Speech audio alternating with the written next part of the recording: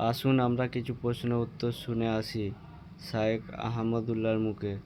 জীবন ঘনিষ্ঠ প্রশ্ন উত্তর। একবার স্ত্রী সবাস করার পর ফ্রেশ না হয়ে আবার মিলিত হলে কি গুনাহ হবে? যাদের অল্প দাড়ি তাদের চাপ দাড়ি উঠানোর জন্য কি ঔষধ ব্যবহার করা যাবে? স্ত্রী মারা গেলে স্বামী গোসল করাতে পারবে?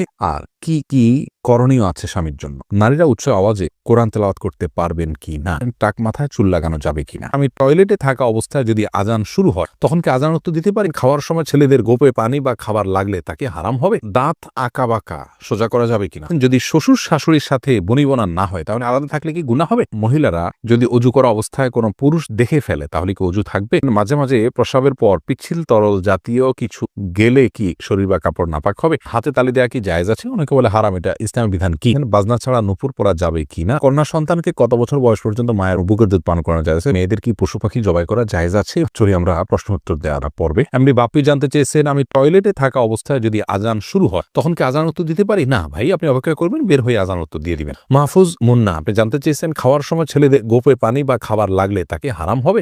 না, এমন কোনো কথা নেই গোপে পানি বা খাবার লাগলে হারাম হয়ে যাবে, এটা জায়েজ নাই। এমনি লিটন হোসেন জানতে চেয়েছেন, দাঁত আঁকা বাঁকা সোজা করা যাবে কিনা? হ্যাঁ যাবে, কোনো অসুবিধা নেই। আঁকা বাঁকা দাঁতকে সোজা করাতে কোনো অসুবিধা নেই, এটা খুবই সাধারণ একটি বিষয়, অনেকেই করে থাকেন আজকাল, অসুবিধা নেই ইনশাআল্লাহ। শারমিন সোনালী আপনি জানতে চেয়েছেন, যদি শ্বশুর শাশুড়ির সাথে বনিবনা না হয় তাহলে আলাদা থাকলে কি গুনাহ হবে? আলাদা থাকলে গুনাহ হবে না, ওনাদের হক যদি মোটামুটি আদায় করা হয়, তাদের যেটুকু প্রয়োজন, আলাদা থাকলে যে গুনাহ হবে এমন কোনো কথা। আব্দুল মোমিন জানতে চেয়েছে, মহিলারা যদি অজু করা অবস্থায় কোনো পুরুষ দেখে ফেলে তাহলে কি অজু থাকবে? দেখুন ভাই আব্দুল মোমিন, অজু করা অবস্থায় কোনো পুরুষ দেখলে অজু ভাঙবে এমন নয়, তবে সেটা যদি ইচ্ছাকৃত দেখেন তাহলে গুনাহ হবে, অনিচ্ছাকৃত হলে গুনাহও হবে না, কিন্তু এই দেখার সাথে অজু ভাঙার কোনো সম্পর্ক না, অজু থাকবে ইনশাআল্লাহ। এমডি নাসির উদ্দিন জানতে চেয়েছেন, মাঝে মাঝে প্রস্রাবের পর পিচ্ছিল তরল জাতীয় কিছু গেলে কি শরীর বা কাপড় নাপাক হবে? যদি শরীরে লাগে তাহলে সে অংশটা ধুয়ে ফেলবেন, কাপড় লাগলে সে অংশটা ধুয়ে ফেলবেন, বাস তাহলেই চলবে।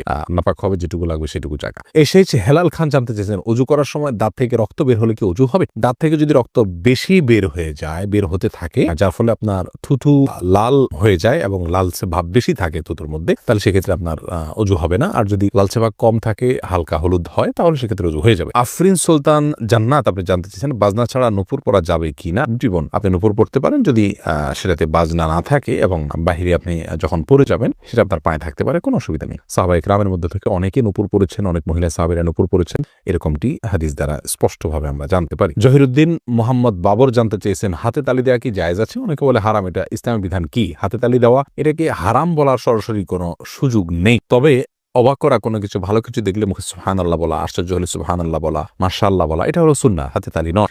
কিন্তু যদি কেউ হাতে তালি দেন তাহলে সেক্ষেত্রে হারাম হয়ে যাবে, এটা মোটেও সঠিক নয়। এম এস আল মাহমুদ জানতে চেয়েছেন, কন্যা সন্তানকে কত বছর বয়স পর্যন্ত মায়ের বুকের দুধ পান করানো যায়? কন্যা এবং ছেলে সন্তান সবার জন্য একই বিধান, 2 বছর পান করাবেন। ইমাম আবু হানিফার মতে তার বেশি পান করানো জায়েজ নাই, অন্যান্য ইমামদের অনেকের মতে জায়েজ আছে, যেহেতু কোনো নিষেধাজ্ঞা নেই, যেহেতু আল্লাহ কোরআন কারিমে হাওলাইনে কামেলাইনি বলেছেন, লিমান ওই আরাদা আন ইউতিম্মা রাদাআহ, যে ব্যক্তি দুধ পান করার সময় পূর্ণাঙ্গতায় পৌঁছাতে পান তিনি 2 বছর করাবেন। আল্লাহ তাআলা পরিষ্কার বলেছেন, এজন্য 2 বছর করানো জায়েজ আছে। আর সায়েন্টিফিকলি বিষয়টা প্রমাণিত যে পরে আর মায়ের বুকের দুধে কোনো উপকারিতা বাচ্চার জন্য থাকে না, এজন্য 2 বছর পান করাবে, ছেলে হোক মেয়ে হোক, যে মানে উভয় ক্ষেত্রে। খালেদা আক্তার জানতে চেয়েছেন, মেয়েরা পর্দা না করলে মা বাবার কবরে কি আযাব হবে? মা বাবার যদি সেখানে কোনো দায় থাকে, ত্রুটি থাকে, তাহলে সেক্ষেত্রে তাদের আযাব হতে পারে, কিন্তু মা বাবা যদি তাদেরকে সঠিক পথের দিশা দিয়ে থাকেন, বুঝিয়ে থাকেন, দায়িত্ব পালন করে থাকেন, তাহলে সেক্ষেত্রে তাদের দায়ভার তারা শুধু সন্তানরাই বহন করবে, মা বাবার কোনো কিছু দায়ভার চাপানো হবে না। আল্লাহ বলেছেন, লা তাযরু ওয়াজরাতুন উযরা উখরা, কারোর দায়ভার অন্য কেউ বহন করবে না। লাইসা আল ইনসানু ইল্লা মা সাআ, প্রত্যেকে যা করবে তারই তিনি দায় নিবেন। তামান্না ইসলাম সেতু আপনি জানতে চেয়েছেন, মেয়েদের কি পশু পাখি জবাই করা জায়েজ আছে? বোন, অবশ্যই জায়েজ আছে। মুরগি, হাঁস, এই জাতীয় পশু পাখি, গরু, এগুলো জবাই করার ক্ষেত্রে অনেক উদাহরণ আমাদের সমাজে আছে। যেমন ভাই বোন দুজন মিলে একসাথে গরু জবাই করতে পারবেন না শেয়ারে। তারপরে আপনার মেয়েরা গরু বা ছাগল বা কোনো পশু জবাই করতে পারবেন না। গোসল ফরজ অবস্থায় গরু ছাগল জবাই করা যাবে না। স্বামী স্ত্রী একজন ধরবেন, একজন জবাই করবেন, এভাবে করা যাবে না। এরকম নানাবিধ কথা আমাদের সমাজে প্রচলিত আছে, এগুলো সবগুলো ভ্রান্ত ধারণা। ছেলেরা যেমন জবাই করতে পারবেন, মেয়েরাও কিন্তু সেভাবে আপনার জবাই করতে পারবেন, কোনো অসুবিধা নেই। জবের যে শর্ত আছে, বিসমিল্লাহ আল্লাহু আকবার বলে জবাই করে ফেলবেন। রবিউল ইসলাম জানতে চেয়েছে, কোনো কিছুতে পা লাগলে সালাম করা কি জায়েজ? না ভাই, কোনো কিছুতে পাও লাগলে সেখানে হাত দিয়ে সালাম করতে হবে। হাত দিয়ে যদি সালাম হয় না, পা শুয়ে এটাকে সম্মান করে কোনো কথা নেই। কিন্তু আমাদের সমাজ যেহেতু পাও লাগাটাকে অসম্মান মনে করা হয়, এটা ওরফ, আর ওরফের একটা এতেবার এবং গ্রহণযোগ্যতা ইসলামী শরীয়তে আছে, যার কারণে কারোর গায়ে পাও লাগলে সেটা লাঠি দেওয়ার সাথে কিছুটা সাদৃশ্যপূর্ণ হওয়ার কারণে আমাদের সমাজ এটাকে দূষণীয় মনে করে, আরবেনরা দূষণীয় মনে করে না, তারা জন্য পাওয়া লাগলেও এটাকে কিছু মনে করে না। তো আমাদের সমাজে যদি দূষণীয় মনে করা হয়, সেহেতু যার কাছে যার গায়ে পাওয়া লেগেছে তাকে যদি আপনি একটু টাচ করে আপনি আসলে পাওয়া লাগাতে চাননি, হাত লাগাতে চেয়েছেন অথবা অশ্রদ্ধা করতে চান, এটা বোঝাতে চান, তাহলে সেটা ঠিক আছে, এটাতে দোষের কিছু নেই। তবে এর মানে এই নয় যে তাকে আপনি সালাম দিবেন। ভাই রাশেদুল ইসলাম রুবেল, আপনি জানতে চেয়েছেন টাক মাথায় চুল লাগানো যাবে কিনা, এ ব্যাপারে ইসলামের কোনো বিধিনিষেধ আছে কিনা। ভাই রাশেদ, টাক মাথায় চুল, আলগা চুল লাগানোর ব্যাপারটি একজন স্বাভাবিক অবস্থায় একজন মানুষের জন্য জায়েজ নাই, কারণ আল্লাহ রাব্বুল আলামিন বলেছেন লা তাবদীলা লিখালকিল্লাহ, আল্লাহর সৃষ্টিতে কোনো প্রকার পরিবর্তন করা চলে না। এখন কারো চুল পড়ে গেছে, তিনি আলগা চুল লাগিয়েছেন, এটা এক ধরনের প্রতারণার মতো। যেমনি ভাবে চুল সাদা হয়ে গেলে সেটাকে কালো করার যে একটা প্রয়াস, প্রবণতা, নিজের বয়স লুকানোর চেষ্টা, অথবা বয়স ছাড়াও অনেক সময় সাদা হয়ে থাকে, তো এই যে নিজের অবস্থার পরিবর্তন করার চেষ্টা, এই জিনিসটাকে ইসলাম ভালোভাবে দেখে না। অতএব এটাকে স্বাভাবিকভাবে রেখে দেওয়াটাই উচিত, এবং এখানে কোনো প্রকার লুকোচুরি করা এটা অনুচিত এবং অসুন্দর। এমডি আব্দুল্লাহ জানতে চেয়েছেন, নারীরা উচ্চ আওয়াজে কোরআন তেলাওয়াত করতে পারবেন কি না। ভাই আব্দুল্লাহ, নারীরা উচ্চ আওয়াজে কোরআন তেলাওয়াত করতে পারবেন, তবে সেটি পরপুরুষের কান পর্যন্ত যেন না পৌঁছে, সে ব্যাপারে চেষ্টা করতে হবে। নিজের বাসায় করতে পারেন, নিজের ঠিকানায় করতে পারেন। নিজের ঠিকানায় যদি, বাসায় যদি দেবর থাকে, অন্য কেউ থাকেন, তাহলে তাদের কান পর্যন্ত যেন আওয়াজটি না যায়, সে ব্যাপারে তাকে সচেতন থাকতে হবে। কারণ কোরআন তেলাওয়াতের ক্ষেত্রে কণ্ঠের মধ্যে কোমলতা সৃষ্টি করতে হয়, সৌন্দর্য সৃষ্টি করে তেলাওয়াত করা হলো তেলাওয়াতের আদব। আর সে আদব রক্ষা করতে গিয়ে কিন্তু তিনি কোমল কণ্ঠে, সুন্দর কণ্ঠে পড়তে যাবেন, সেটি পরপুরুষের মনের মধ্যে বাজে চিন্তা আসার কারণ হতে পারে। সেই জায়গা থেকে তিনি জোরে পড়বেন, যদি একাকী থাকেন বা কেউ না শুনে। আর যদি কেউ শোনার মতো থাকে, তাহলে তার কান পর্যন্ত যেন না যায়, সেভাবে তিনি তেলাওয়াত করবেন ইনশাআল্লাহ।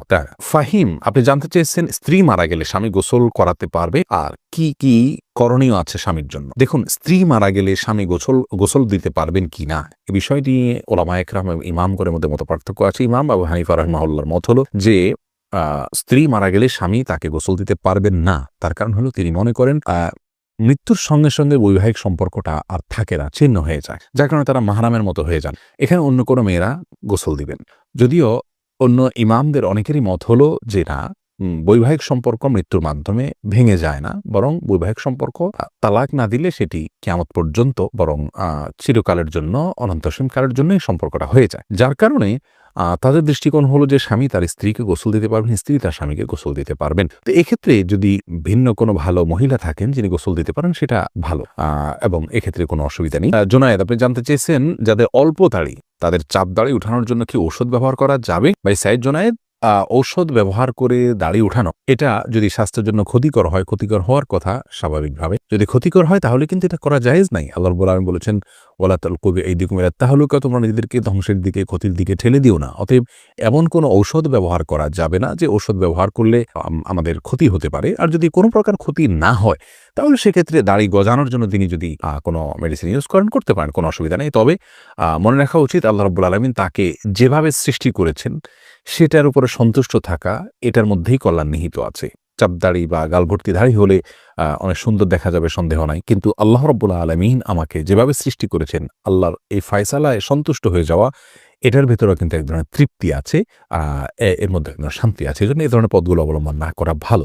কিন্তু যদি স্বাস্থ্যের জন্য ক্ষতিকর কিছু না হয়, তাহলে করতে পারে, কোনো নিষেধাজ্ঞা নেই। আব্দুল হামিদ রিপন জানতে চেয়েছেন, একবার স্ত্রী সহবাস করার পর ফ্রেশ না হয়ে আবার মিলিত হলে কি গুনাহ হবে। কোনো গুনাহ হবে না, তবে মাঝে যদি অজু করে নেওয়া যায়, তাহলে সেটা সুন্নাত আদায় হবে, আর না করলেও গুনাহ হবে না।